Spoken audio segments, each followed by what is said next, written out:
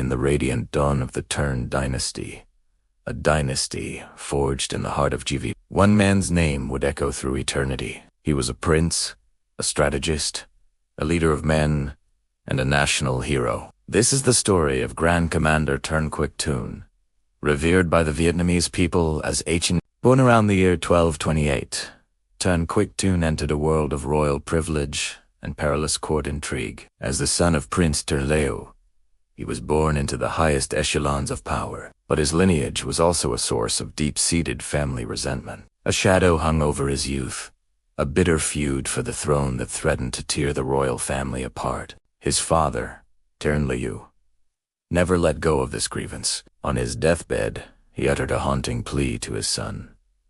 "If you do not one day take the throne for our family, I will die with my eyes open." This was a heavy burden for any man to bear, a father's dying wish, steeped in ambition and vengeance. Yet, it was at this critical juncture that Tran Quoc Tuan's true character was forged. He faced a choice that would define not only his own destiny but that of the entire nation. He could pursue a personal vendetta, plunging the kingdom into civil war for the sake of his family's honor, or he could rise above it. He chose the latter. With profound wisdom, he set aside personal grievances for a far greater cause, the unity and stability of the kingdom. He chose righteousness over revenge, loyalty to his king over the ghosts of his father's ambition. This selfless decision would soon be tested in the crucible of war. From the vast steppes of Asia, a storm was gathering. The Mongol Empire, the most formidable military force the world had ever seen, had conquered nations from the Pacific to the plains of Europe. Now their sights were set on the small but resilient kingdom of Viet. The fate of a nation rested on a knife's edge. In this hour of ultimate peril, the court turned to one man, Tia, an Aku, Setu, N.A. He was appointed as the supreme commander, the shield of Viet, tasked with leading the entire nation against an seemingly invincible foe. The odds were staggering. The Mongol hordes descended upon Viet, not once, not twice, but 3 separate times. Each invasion, a wave of destruction meant to crush the Vietnamese spirit.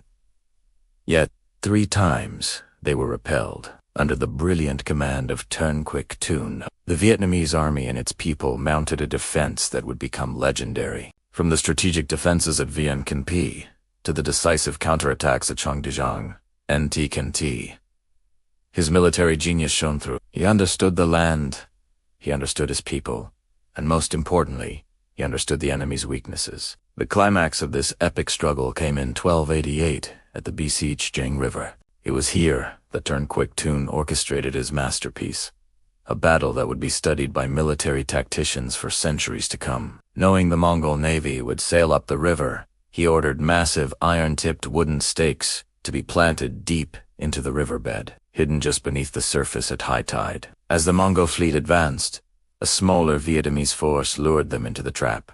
Then, as the tide receded, the massive enemy warships were suddenly impaled on the hidden stakes, trapped and helpless. From the riverbanks, Vietnamese fire rafts and archers unleashed hell. Hundreds of enemy ships were consumed by flames, turning the legendary besieged Jang River into a watery grave for the invaders. This victory was not just a military triumph. It was a testament to the unbreakable will of a nation united. But Tran Quoc Tuan was more than a peerless general. He was a profound thinker, a philosopher of war and leadership. He poured his wisdom into his writings, most notably the A Shi Si Tiangi, Essay, or T.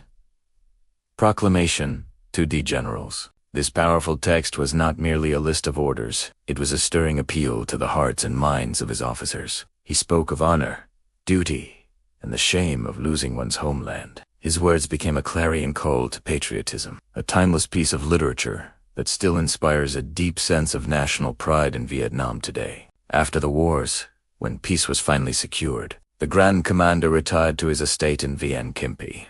He spent his final years not in pursuit of power, but in quiet contemplation, watching over the prosperous and peaceful nation he had fought so hard to protect. In the year 1300, Hengoubng passed away, leaving behind a legacy that would transcend time. The people of Vietnam, in their immense gratitude, did not just remember him as a hero, They elevated him to the status of a deity. He became known as Setantere, Ene, Santiar, Ene, a divine protector of the nation, a guardian spirit who watches over his people. To this day, temples dedicated to him stand as sacred sites of pilgrimage, where generations of Vietnamese people come to pay their respects and pray for guidance. Through the rise and fall of dynasties, through centuries of change, the name Tran Quoc Tuan remains a guiding star, a symbol of courage, unwavering loyalty, and the indomitable spirit of Vietnam. Thank you for joining us on this journey into the life of a true legend. If you enjoyed this story, please like, share, and subscribe for more content about the incredible history of our world. We'll see you next time.